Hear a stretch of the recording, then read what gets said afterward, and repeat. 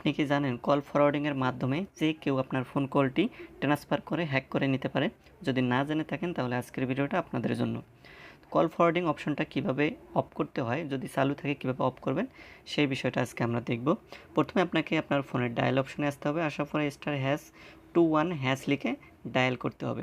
Dial করার পরে এখানে আপনি দেখতে পারবেন আপনার কলগুলো ফরওয়ার্ডিং অপশনটা চালু আছে কিনা। তো এখানে আপনি সবগুলো অপশন দেখতে পারবেন, call forwarding, voice not forwarded. তো সবগুলো এখানে নট ফরওয়ার্ডেড আপনি দেখতে পারবেন।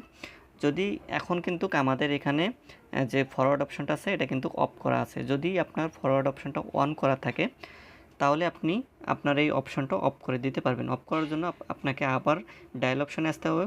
আসার পরে *#002 লিখে লিখে আপনি ডায়াল করে দিবেন। ডায়াল করে দিলে এখানে আপনার এই অপশনটা চলে আসবে, কল ফরওয়ার্ডিং এরাসার ওয়াজ সাকসেসফুল। মানে যদি আপনার কল ফরওয়ার্ডিং অপশনটা অন করা থাকে তাহলে কিন্তু অফ হয়ে যাবে। তো এইভাবে মূলত আপনি আপনার কল ফরওয়ার্ডিং অপশনটা অফ করে দিতে পারবেন।